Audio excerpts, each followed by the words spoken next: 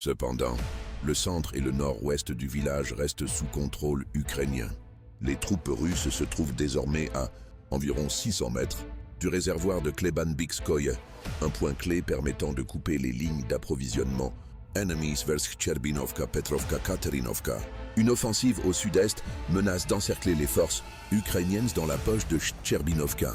À l'est de Toretsk, entre Belaya Gora et Kurdiumovka, les bastions ukrainiens sont méthodiquement démantelés. 6. Chasov Yar et Seversky.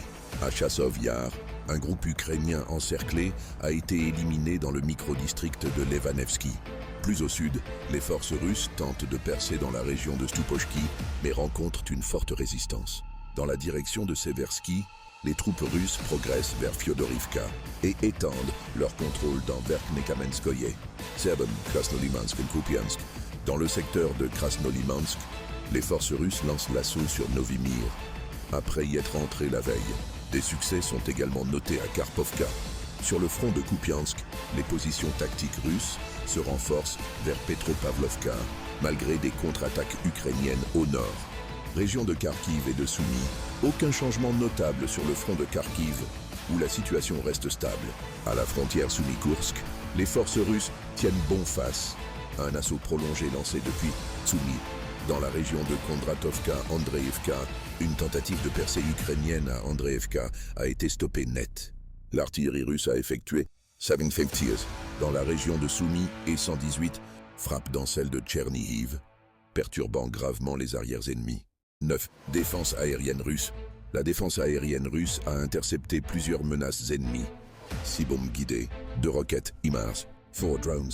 Des victimes civiles ont toutefois été rapportées. 3 blessés à Svatovo, RPL.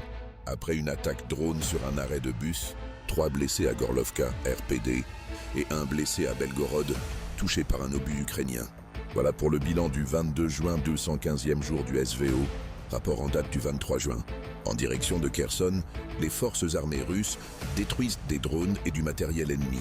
Selon les dernières données, l'impact d'un missile Iskander sur un terrain d'entraînement des forces armées ukrainiennes près du village de Davydiv, Brod a fait plus de 70 blessés parmi les opérateurs de drones ukrainiens et plus de 10 équipements ont été endommagés ou détruits.